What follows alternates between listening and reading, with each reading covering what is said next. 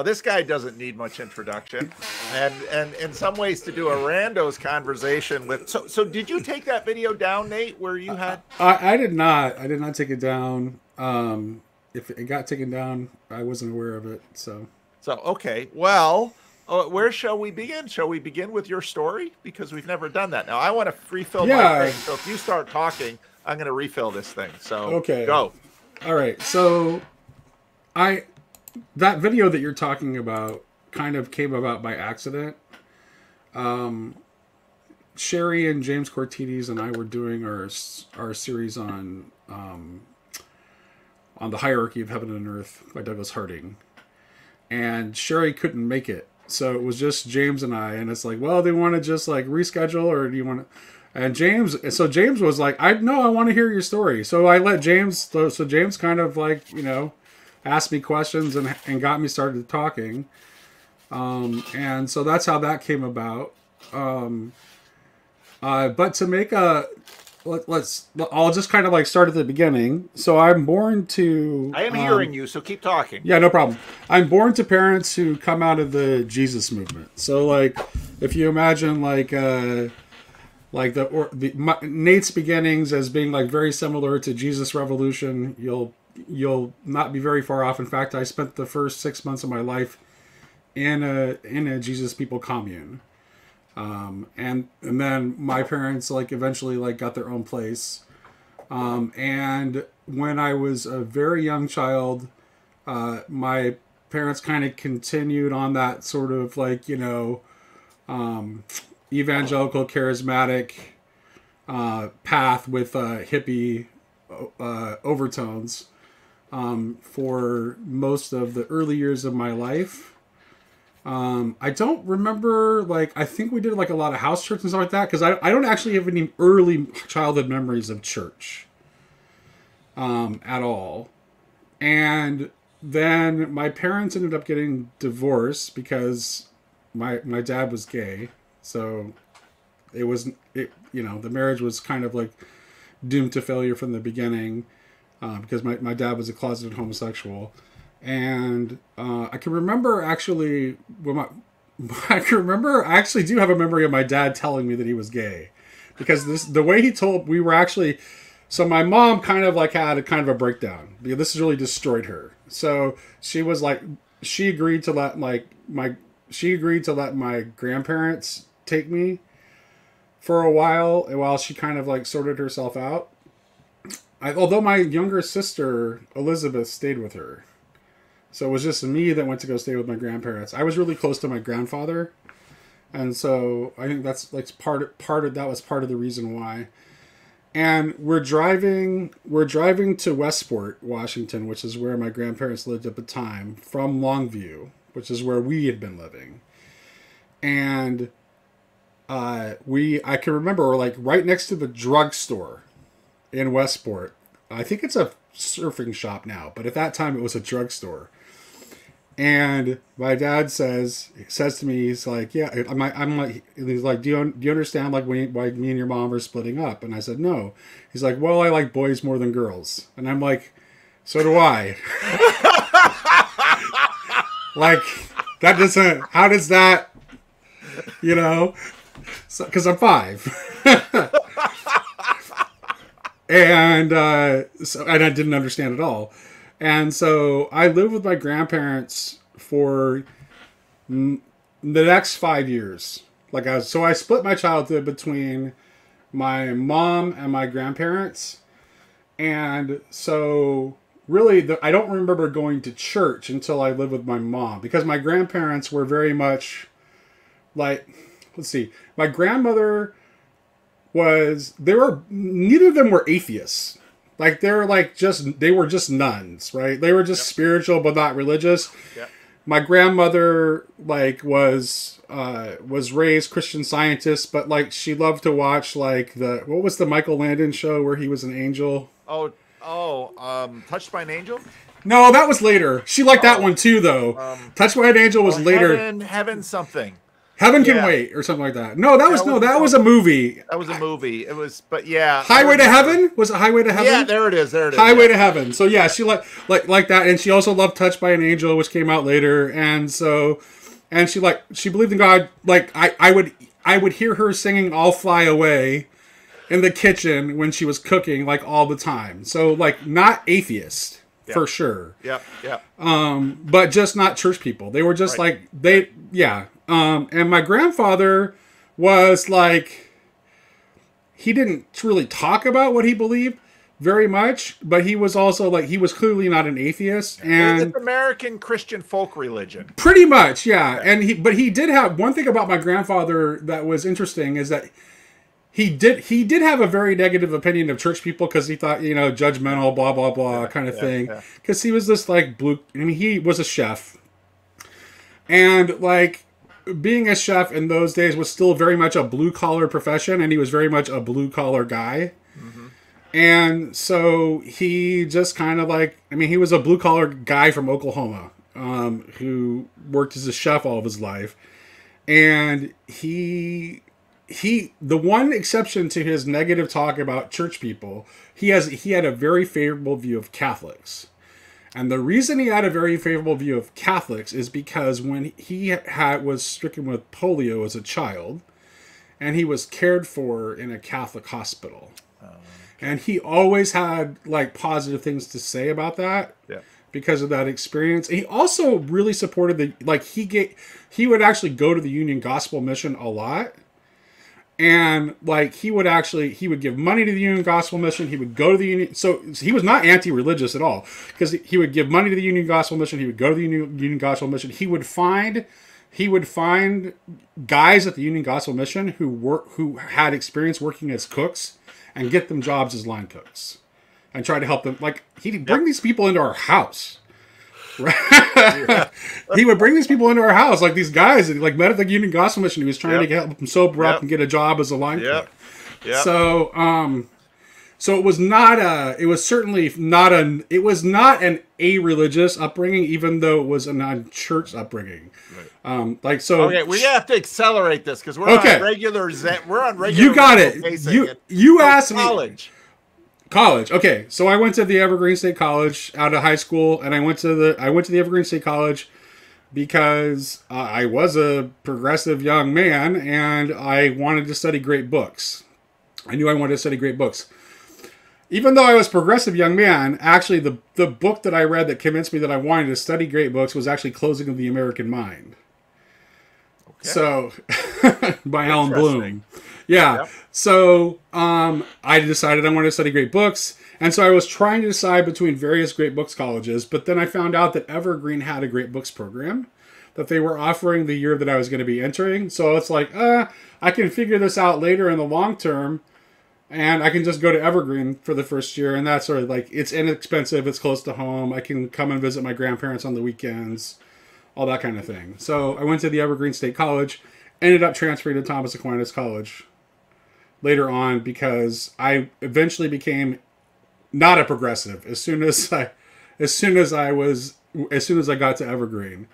Like I was like, so in fact, red pilled you, huh? I put up pictures of Richard Nixon on my dorm. Yeah. I'm very contrarian, in case you haven't noticed. No, anarchist, contrarian. Yeah. A lot of people confuse that for progressive, though. Right, yeah. Well, I was super into the history of the civil rights movement when I was in high school, and I was very much like pacifist, pro-civil disobedience. Like I really was, like I had a lot of progressive views, but my progressive views were more of a progressivism that was from an era before. Like I was into a progressivism that was really like more the progressivism of the 60s and 70s. And by the late 80s, when I'm going into college, it's starting to morph into something entirely different. And I'm in some ways part of the same thing because I was born out of the progressivism from the 60s and 70s. And once the woke turn started to happen, it was like, whoa, this is not what the 60s and 70s signed up for at all. And woke started at places like Evergreen and UC Santa Cruz, where my wife graduated from, in the late 80s, the mid to late 80s. Like, that's kind of like was ground zero of what became woke. Now, your brother-in-law, who we very much would have really... I was hoping! Yeah, I should have lobbied harder. So we haven't made it to the best part yet. What was he saying? The best I don't know what he thinks the best part yet. Where I met him? So, like, look, do you want me to? I can talk about that. Yeah, let's talk about Slack. How I met Slack. Okay, so I met Slack because I took a job as the sales manager for a computer store in the town that I still live in. And I would love to see you as a sales manager in a computer store, because that was the era of the computer store. I mean, right? Yeah. Well, this was actually like 2007. Okay, so a little after the golden age of. It wasn't the golden age of the computer store, but there were enough people that like wanted custom builds and something better quality that we could do enough business and repair. Repair was a big part of our. So it was like it's sales and repair. People. That's right. Grail comes in. My computer doesn't work. Yeah, people who wanted some more who wanted more hand-holding than to just go to the big stock box store, and that's who our clientele was. Yeah, absolutely. So, and oddly enough, some college professors that were like really smart in their field but clueless about computers. Like I did computer support for a group of therapists for a while. They were totally dumb with computers. It was amazing to watch. But anyway, go on. I'm sorry. So anyway, he's one of our counter technicians. So he's one of our he's one of our counter technicians, and it's like I always thought he was really funny, but he ends up like we're playing World of Warcraft together. He ends up like talking to my sister in World of Warcraft. Well, they like this is kind of like after he quit and without having another job lined up because he was like really frustrated with a bunch of stuff, and so he ended up quitting. But he ends up dating my sister, and they end up getting married, and now I have a niece who's adorable and full of energy, and yeah. I was the one who got to tell them their dad was gone. Yeah. I can't get my dad out. Yeah. I've got bad news for you. And then people are just, their life. Well, and then we would also tell them, well, we can send it out to this forensic recovery service, but it's going to cost you like $10,000, and it's like, no one wants their data that much. Okay. So that's hugely helpful, because Slack has become a fixture in the hive mind in certain channels like Grim Grizz there. So yep. So that makes sense. But we only have 6 more minutes. There's got to be some more stuff. What do you want to know? Okay, well, I know that you started watching me because of my conversation with Grim Grizz. How did you first find that? Well, okay, so I found you through, like everybody else, through your conversation with Jordan Peterson. Okay. And then I watched like one of your like commentary videos, and I didn't hate it, but I wasn't like super excited about it. You say you hated it. I didn't though. I didn't hate it. I mean, I'm just like I didn't hate it, but I wasn't super excited by it either. But then I happened to get fed your conversation with the first Randos conversation I was fed was the one that you had with Grim, and that like got my attention. Like that was like this is very interesting. What is he? And then I started watching the Randos conversations like pretty religiously, and then everything else. Okay. Well, how did Grail Country start? Grail Country started because I had you posted on your channel a conversation between Michael Lighty and what's the name? Dr. Michael DeFucia, talking about his book on Owen Barfield. Yep. And I had been reading Barfield for a while. I made some comments that Michael thought were very interesting. We end up having conversations, and then we have a conversation about radical orthodoxy with Julian, and Michael keeps bugging me and saying, like, you always have such interesting things to say. You're always reading such interesting things. You really should have a channel. And then finally, after hearing this about 30 or 40 times at least, I say, okay, I'll do it, but you have to do it with me, and I also want Sherry. So that's how it came about. So what is Grail Country about, if you were going to explain it to someone who's never been there? Grail Country is about trying to work toward things together. Ultimately, it's because the Grail is a quest, right? It's a journey. It's like you have to. It's something that you have to seek, and it's elusive. So, and it requires. It's best sought with traveling companions. Although ultimately you have to make the final legs of the journey on your own. And now you have also gotten deep into estuary. People might not know just how deep into there is developing behind estuary some structure, and so why did estuary capture your interest? Because I could see it as a natural evolution of what was already going on. Like, to me, that was evident. Like, what TLC is to me is it's already it's just gigantic asynchronous estuary. And the idea of taking what was going on in these online spaces and then trying to have similar kinds of quality dialogue and conversations on the ground seemed to be a natural step. So I immediately saw its potential and volunteered to lead a group. Okay, where? Oh my! Greetings, gentlemen. There he is, fellow corner people. Finally, we get to see him, and he's looking like Emperor Palpatine. So, interesting thing about Slack, especially given his association with Grimm, is that Slack used to work not for, but at the NSA. It's an interesting distinction. Very much at, as in physically present, not for, as in directly employed by. It's true! Grim Grizz has been right all along!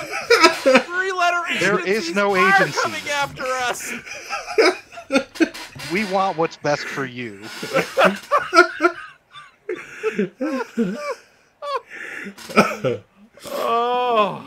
Oh, I can't handle it. I can't handle it.